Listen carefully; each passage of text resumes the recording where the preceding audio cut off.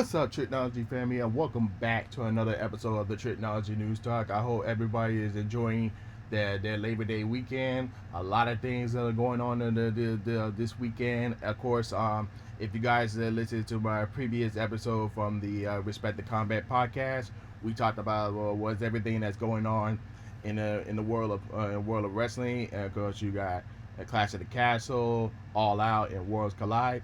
But today, this is Tricology, and then we're gonna talk about everything that's going on in entertainment and also some sports news. So let's not waste time. Let's get into it. So, as you guys already know or didn't know that this weekend yesterday was National Cinema Day, and all theaters, certain theater franchise had all their movies for all the day was $3 a ticket, and I hope you guys enjoyed that opportunity, because you might never know when we get that another opportunity around. So hopefully next year when National Cinema Day comes around, hopefully there'll be $3 tickets again.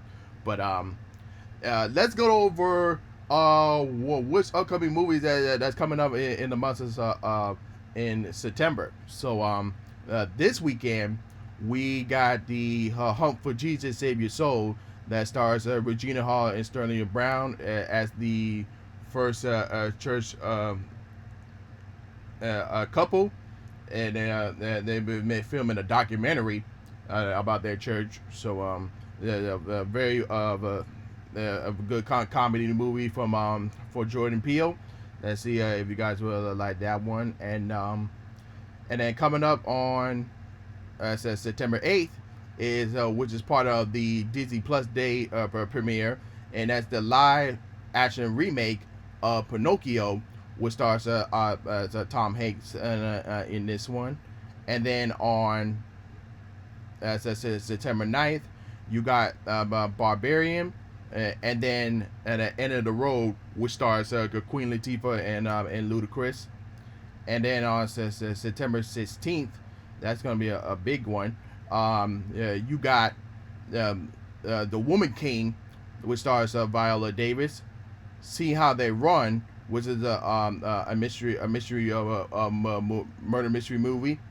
Then you got Blonde, which is a biopic for Marilyn Monroe, starring Anna Ormus. Then you got the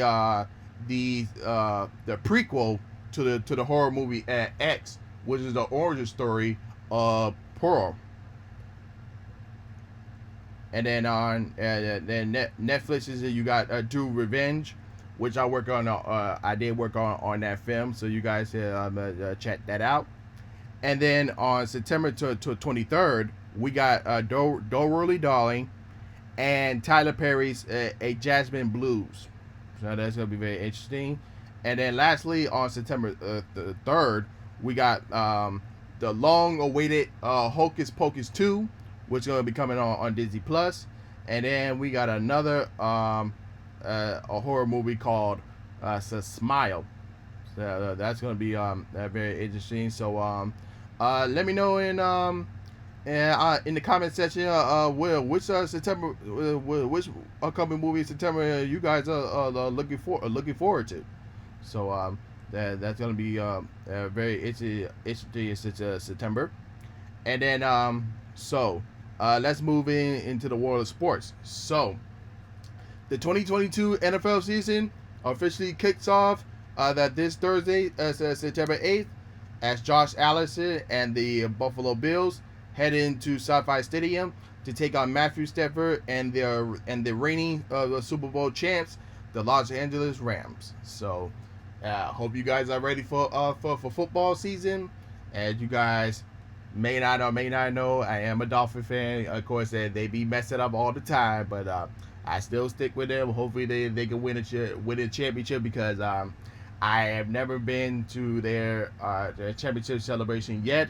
Only been to a Heat championship celebration and a Marlins championship and the Hurricanes championship celebration. That's the only one until now. I just want the Dolphins to win a championship before my time goes. So hopefully they win one. So I mean, it is what it is. But yeah, that's all the main topics for today. So let's get into all the mainstreams of the today. So first up is Netflix is turning 25. How Netflix changed everything, and this is what Deadline has to say. Netflix saga starts, at least according to the popular legend, with a moonshot. Co-founder has this described as getting shot with a 40 late fee at 30 at Apollo 13 at Blockbuster, and wondering, what if there were no late fees? But the streaming giant urgent story is most complicated than this convenient narrative, which neatly distill the service intentional consumer proposition of renting DVDs without worrying about returning dates or late fees. The idea was hardly hushed about from the blues, says co-founder Randolph, but the concept arrived at over countless brainstorming sessions with hashtags as they lost miles together. So that's the story. That's the story of Netflix there. And moving on, Resident Evil series canceled at Netflix after one season, and this is what Polygon had to say. Netflix's live-action Resident Evil series will not be getting a second season.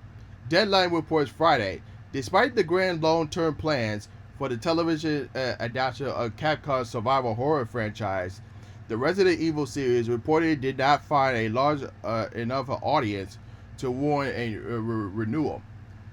Resident Evil premiered in July, shortly after the highly successful conversation demanded second part of Stranger Things season 4 dropped on Netflix, which could account for the former disparate word of the mouth.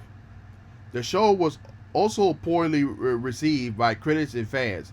In popular reviews of the first season, we said, the biggest surprise about Netflix's new Resident Evil series is that it's careful devoted to the series, weird, and often tapping with canon, and just how boring the show is as a result. So that's probably why they're not getting a season 2 based on the poor reviews from the critics and fans. So, yep, it is what it is. So moving on. Star Trek 4 loses its director to Fantastic Four, and this is what Joe Block has to say. The allures from the Marvel Cinematic Universe is greater than the final frontier. WandaVision director Matt Shager signed on to direct Star Trek 4 last year, but within the recent news that he's in the talks to direct the new Fantastic Four movie for Marvel Studios, he has decided to drop out of the Star Trek movie. Matt Shaver is incredible talented filmmaker, and we regret the timing that it eluded him to direct our upcoming Star Trek film. Paramount Pictures said in a statement to THR, "We are grateful for his many contributions and are excited about the creative vision of this next chapter and looking forward to bringing in to the audience around the world." With Matt Shangri out, the search of a new director begins immediately, but it's not yet clear that a Star Trek 4 will still make its December 22nd, 2023 release. If they can find a new director right away, then they might make that release date. But it all depends on when they find a new director and when does production start and all that stuff. That can only tell by then. So hopefully we get some more news on that. Shia LaBeouf admits Honey Boy abusive father was not really based on his father, and this is what Cinema Blend has to say. Part of what made Honey Boy such a powerful viewing experience was because of how much Shia LaBeouf put himself into the project. On top of writing the screenplay, embodying of one's father seemed like an exercise in both theory and acting, but it turns out that we saw on screen wasn't necessarily accurate to what happened at the time Buffalo was a Disney star. I wrote this narrative in which it was just a freaking nonsense. My dad was so loving to me my whole life. Fractured short, crooked short, wonky for short. But he was never, but he was not loving. Never was not there. He was always there. And I have done a world press tour about how he was a man. So you definitely heard some truths about that. Of course, when you make biopics and all that stuff, they tell you like how that this person was and all that other stuff. But like he definitely exposed some truth here, and he tell you how despite all of his father's attributes, but he was still a dad. But that to him. So it's great to hear how that the progression was. So. And moving on. A huge shakeup as Legendary may be leaving Warner Brothers. And this is what Deadline had to say. Legendary Entertainment is said to be eyeing a move from its on again, off again, home at Warner Brothers. As a deal with the studio expired recently, Deadline has confirmed Sony and Paramount are said to be in the mix with a former frontrunner. Warner Brothers has also made a deal on the table for Legendary, which had previously at Universal and before that at Warner. Reps at Legendary and Warner Brothers declined to comment. There was a kerfuffle with Warner Brothers during the whole Jason Kidd-led Project Popcorn that put Dune in theaters and on HBO Max. But the studio has since committed to Dune Part 2, which currently shooting in Jordan, and Kidd is gone. Both Legendary titles, Godzilla King of Monsters and Dune, were the highest grossing movies worldwide under the Warner Media HBO Max day-to-day experiment last. No wait, that's Godzilla versus Kong. That they wrote that wrong. So let me read it out again. So both Legendary titles, Godzilla vs. Kong and Dune, were the most highest grossing movies worldwide under the Warner Media and HBO Max day-to-day experiment last year. So it's sad to see that Legendary is moving from Warner Brothers. So let's see if they can find a new home between Sony and Paramount, as they mentioned in this article. Oh no, wait, they put that wrong. Disney confirmed Haley Stanfield is returning for Phase 5. Of course she is. That they're gonna need young Avengers eventually, and hopefully Hawkeye season 2. But this is what CBR has reported. Haley Stanfield's time in the Marvel Cinematic Universe is far from over. The Hawkeye actor is expected to return after being included in an article in the official Disney Latin website about the Marvel superheroes that you need to know before seeing Phase 5 of the MCU. Now Disney lists including the following entity of the Marvel Hawkeye. Kate Bishop, a character played by actress Haley Stanfield, was introduced to the public in Hawkeye's series as one of the members of the Young Avengers in the comics. The admirer of the Clint Barton Hawkeye, played by Jamie Renner. The young woman decides to follow in his footsteps. Besides being an archer, Kate is also an excellent fighter with a known knowledge of different martial arts as well as being an excellent offender. So, yeah, so weird. Like I said before, Haley Stanfield ain't going nowhere. She's still gonna be Kate Bishop. I don't know how long she got it in her contract to play Kate Bishop. So hopefully she could be around long enough so that way they can make a young Avengers movie. But I think she will be in the next Avengers film, the Kong Dynasty and Secret Wars. So let's see. But let's see what Marvel has planned for her in terms of going forward with Phase 5 and Phase 6. Sticking with more Marvel news, Ben Kingsley returns to MCU in the Wonder Man Disney Plus series. And this is what Variety has to say. Ben Kingsley is poised to reprise his role of Trevor Slayton in the upcoming Wonder Man series for Marvel Studios at Disney Plus. Variety has learned exclusively from the source. The show has first revealed to be in works back in June. It will also focus on the Marvel characters Simon Williams, aka Wonder Man. In the comments, Williams is the son of a wealthy instructor whose company falls at hard times due to the competition from Tony Stark's Stark Industries. Williams then accepts the offer from villain Ben Zemo that gives him incarnate superpowers, including super strength and durability. After fighting the Avengers several times, Wonder Man ultimately joins the Reikis. So that's going to be interesting. And I wonder if Wonder Man's Disney Plus series is going to be part of Phase 6. But we'll see.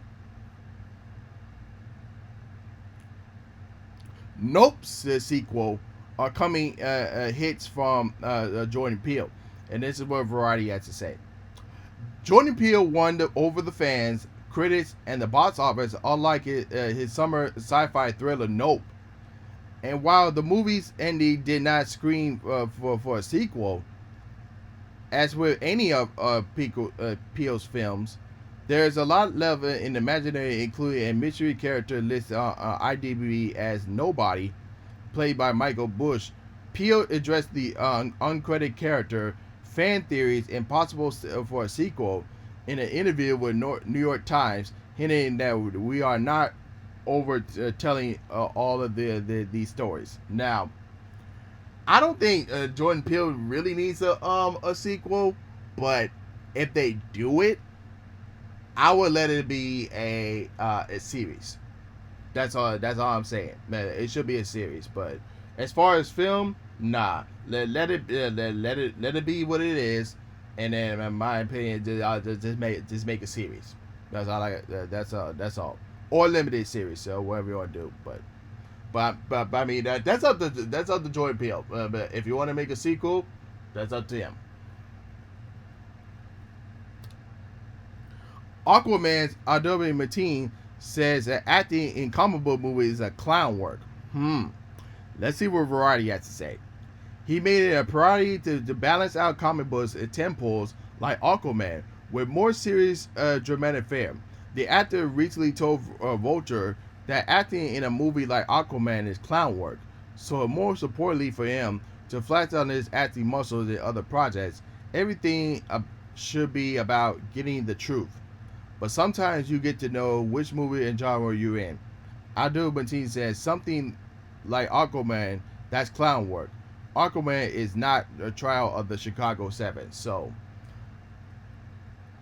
let me just explain like this. So, when you're working in comic book movies, you're gonna be wrestling, putting on in costume and all that other stuff, and do fighting. But when you're acting in movies like the trial of the Chicago 7, like you're gonna be working on mostly on your acting and all that stuff.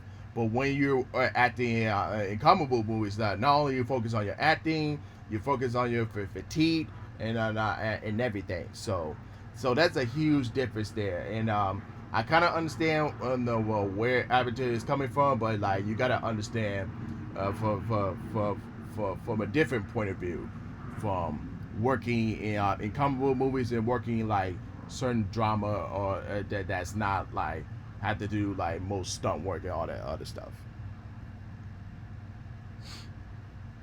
Nicole Kidman said AMC commercial is getting a sequel. This is very interesting.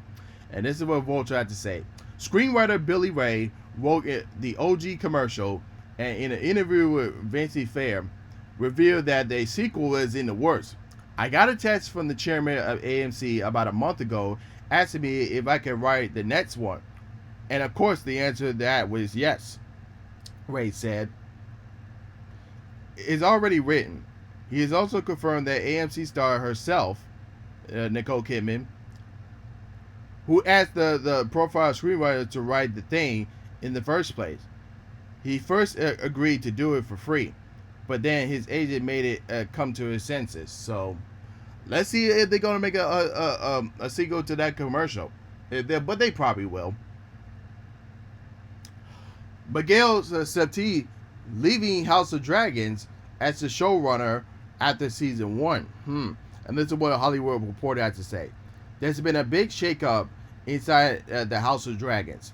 The HBO fantasy drama co-show writer and director Miguel Sorvati is stepping down from the fresh launch hit series. Sources say that Saki is excited for the show and is pouring exited the 3 years of effort into Game of Thrones prequel. Dragon co-creator Ryan Coogler will now serve as the show's solo showrunner and continue to work closely with co-creator George R.R. Martin. Soki has already entered into a first-look deal with HBO to develop new projects and remain as the executive producer for the duration of the series. The production has hired another acclaimed Thrones veteran, Alan Tyler, to serve as an executive producer and to direct multiple episodes into season 2. So you hate to see somebody leave, but they might have some new projects up their sleeves. But no worries. House of Dragons is doing great. So and then of course a new episode is going to be uploaded today. So make sure y'all look out for that.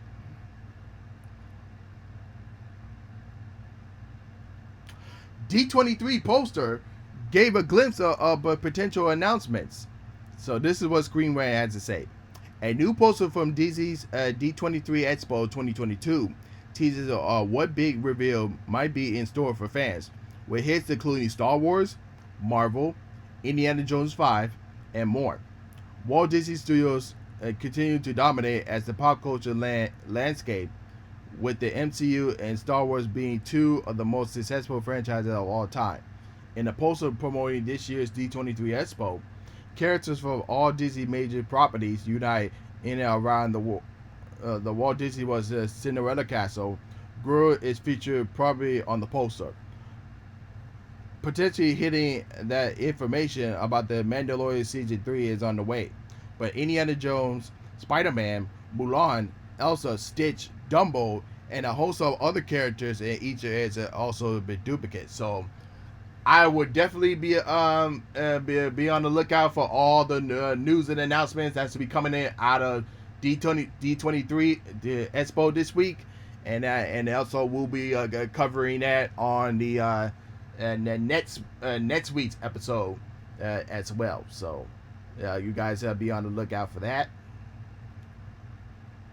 GameStop movie adds Seth Rogen, Sebastian Stan, and the Batman's Paul Doom. And this is what Variety had to say. Dumb Money. That's the name of it. So focuses on the January 21 short squeeze movement around GameStop, where users of the Reddit page Wall Street Bets band together to artificially increase the stock's value of the video game retail chain GameStop, which suffered from a lax stock prices over the years. The situation resulted in a major hit of funds, as well as the independent games sellers taking significant financial loss. It calls for more regulation in stock market. Filming for the project will also focus on Reddit users behind the short squeeze. It's set to begin this September. So this is very interesting. I can't wait to see that movie as well. So and hopefully we get some more details on this movie as well. So again, this is sounding very interesting. And then lastly, DC Fandom gets canceled this year. And this is what IndieWire has to say. The 2022 DC Fandom event has officially been canceled. IndieWire can confirm that Warner Bros. Discovery gave the live virtual convention the axle this year, much like HBO Max's Batgirl film. With the return of in-person events, Warner Brothers Discovery is excited to be able to engage with our fans live at numerous Comic Cons and around the world. Will not be scheduling DC fandom for 2022. A statement from Warner Brothers Discovery shared for Indie Writer it reads. So, is this going to be the last time that we're going to see DC fandom is going to return next year? We don't know, but but it seems like Warner Brothers Discovery wanted to focus more on being with the live fans at certain Comic Cons. I like where they're going, so they feel that like the pandemic is slowing down a bit. Let's try to focus on going back into the live to live audience. So I kind of understand where they're going here. So if they cancel this year, but we don't know if they're going to be back next year. So there might be hope. They might be coming back next year, but we don't know. So hopefully we get some more news on that next year. So hopefully, but only time will tell, folks. But other than that, that's all of my news for you guys today. And if you're watching on YouTube, don't forget to leave a like and share. Click that subscribe button, share, and hit the notification bell when new episodes are uploaded. And don't forget to comment below on everything that I touch on today. And of course, if you're listening on Anchor, Spotify, Google, and Apple Podcasts, and don't forget to follow me there. But other than that, this is Trico, and I'm signing off. Peace, y'all.